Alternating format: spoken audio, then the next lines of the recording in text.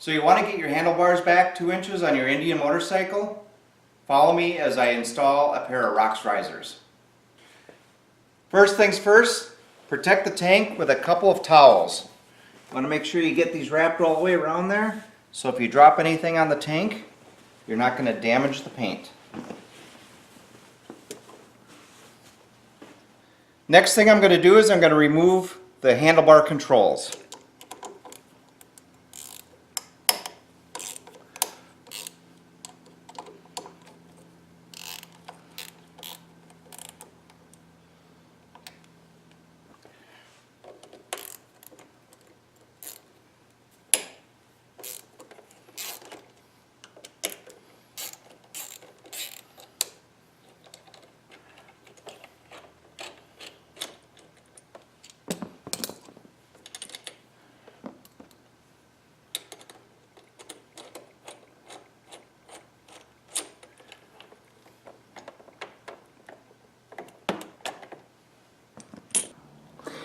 The left side control, you're going to want to go ahead and clip that wire tie.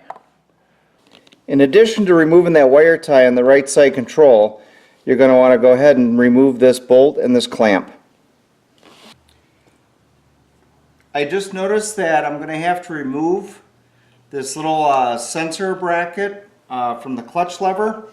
So this will allow me to actually have this whole assembly kind of drop off to the side so it's not in the way.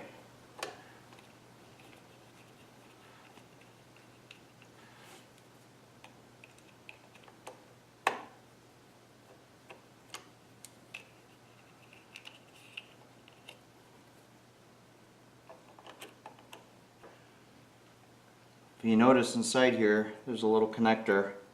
Just go ahead and pull that back. It'll slide right out.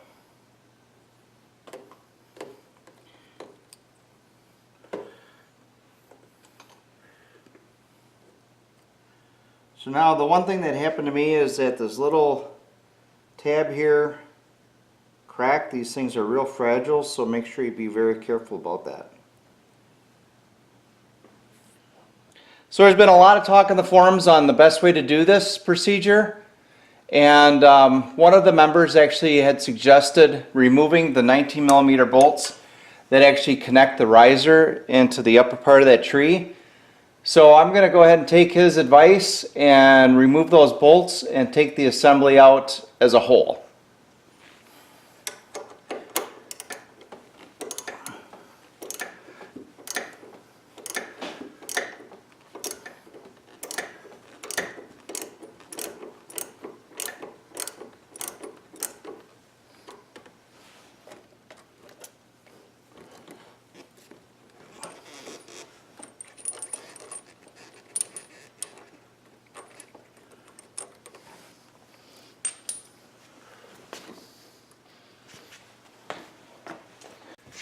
So I kind of got ahead of myself before, and I quickly realized that the best way to do this is just to go ahead and take the handlebars off the bike.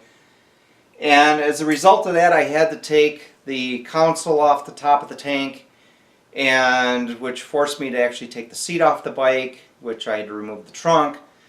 And once I had all those pieces off there, I took the headlight out, and I was able to actually remove the connectors from behind the headlight. So when I put everything back together, I'll show you kind of what I actually had to do to get those pieces off, and obviously you'll see kind of all the pieces when they get put back together. So this allows me to get at the clamp pretty easily, and this way I can fit the Rox Risers and get them situated just the way I want it.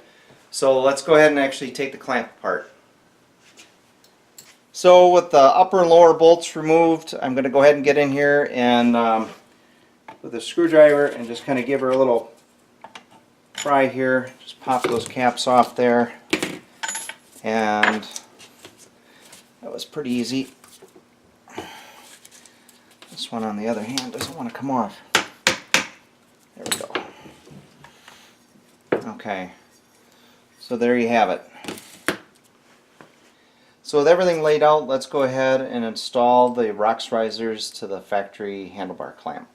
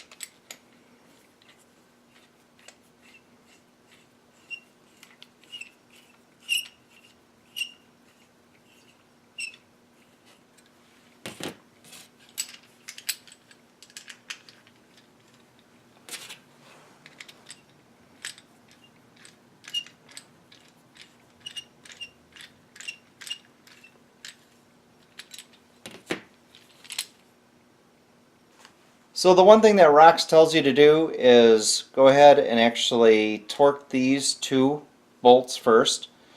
And you can go ahead and tighten those down to I believe it's 18 foot-pounds.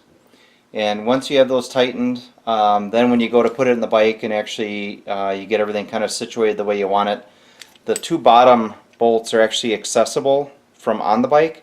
So that makes positioning everything that much easier.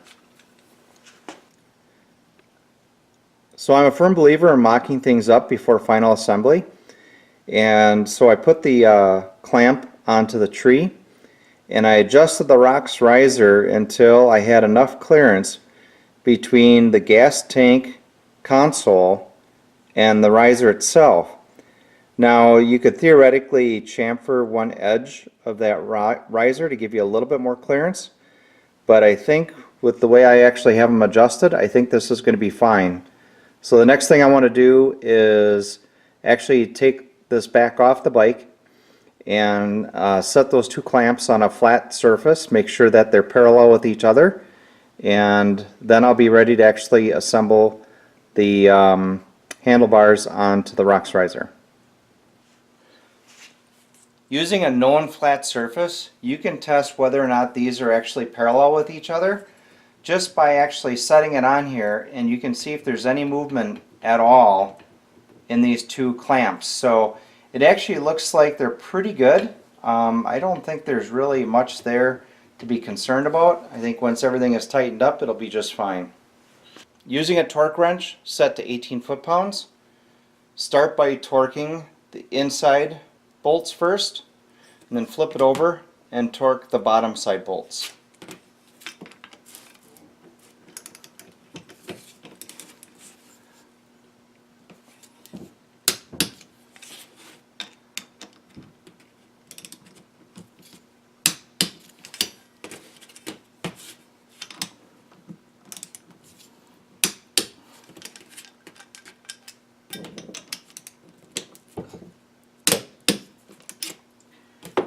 And then go ahead and throw it on this flat surface. Make sure nothing moved. It seems to be pretty nice. So after mocking up the handlebars a couple times on the bike, I found that this part of the clamp was a little too close to a bracket underneath the dash. And so in order to actually make it so it's going to fit in there, I ground down just a little edge of the clamp. And then I also got a couple of button head cap screws, and I had to actually take down the outer diameter so that way they would actually fit into the countersink. So after these modifications, I'm going to go try this on the bike again and see if I have enough clearance between the clamp and the bracket underneath the dash. After several mock-ups, I finally have the risers modified to the point where they're going to fit like they should. And on my last mock-up, I realized that if I loosened up the gas tank and slid it back, I don't know, 2-3 inches, that would actually give me a lot more clearance into fitting the bars into the location where they actually tighten into the top of the tree. So at this point, I have all my wires for the controls run back underneath the fairing, and I am going to start putting things back together. A little blue Loctite on the bolts, and we're going to go ahead and slide these back in and tighten everything to factory spec.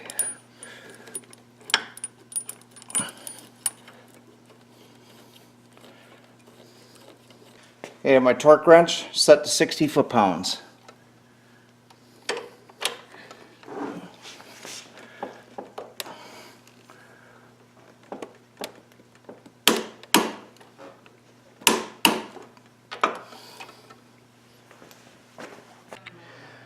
Okay, check this out. In order to get in to the spot where you have to tighten those bottom Rox riser bolts, I took a small 6-Allen hex key that I had laying around. I cut the end of it off and I fit it into the 6mm 1/4 inch drive ratchet. I'll be able to actually sneak this up in there to be able to tighten those bolts for the Rox risers. With the handlebars turned to the left, you can access the right bolt.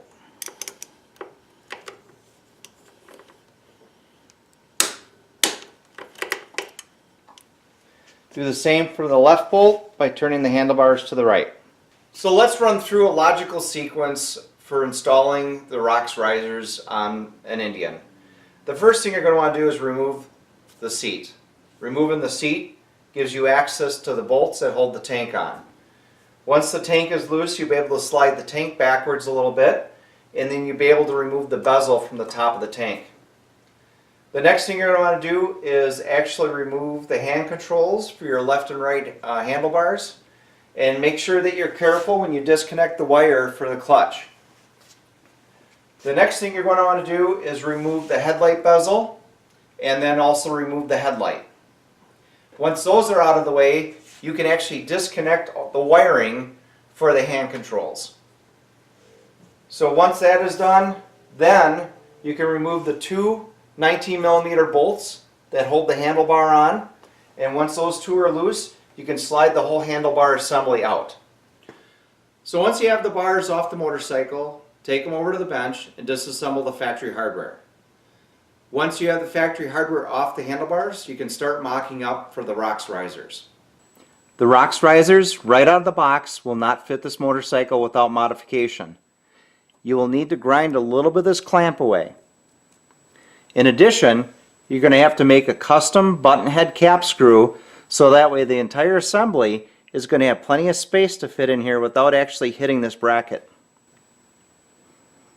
Once you have your hidden bolts torqued to spec, tighten up the remaining 4 bolts that hold the Rox Risers to the handlebars, as well as the Rox Risers to the factory clamps. Then install the entire assembly onto the motorcycle, and then install your 19mm bolts and torque those to factory spec with the required Loctite. Now that you have everything on the motorcycle, you can start making final adjustments. Loosening only 2 bolts up at the same time, this will allow you to actually adjust the handlebars up and down. Additionally, you can loosen these 2 bolts up, and then you can actually adjust the Rox Risers up and down. I would only work 2 bolts at a time, as you want to keep everything somewhat in alignment. So once you finish making an adjustment, torque these 2 down, and then you can loosen these 2 up. Make that adjustment, torque those 2 back down, and then you can loosen these 2 up. That way you'll remain parallel within the bike and the handlebars won't be twisted. So let's talk a little bit about the connectors located behind the headlight bezel. You're going to find your right side controls are located on this side, and your left side controls are over on this side. There's 3 or 4 connectors for each set of controls, and we're going to want to be very careful on making sure that you don't break those little connectors when you're taking things apart. Additionally, when you're sliding the bars out, you're going to want to make sure that all these wires are actually taken out of the clamps, so that way you don't have anything that gets snagged and causes you to drop the handlebars unexpectedly. When reinstalling the wiring, you're going to want to follow the same route that the wires had prior to removing the handlebars. You've got to remember that those handlebars now have moved the controls back approximately 2 inches, and that means all the wires are shorter by about 2 inches. So you may have to actually loosen up the connectors from up above, pull them down a little bit, so that way you have enough length that when you put everything back together, that you don't have any wiring that is strained when you're turning your handlebars lock to lock. In addition, you're going to want to make sure that all the wires are securely fastened underneath these little clamps on that plate.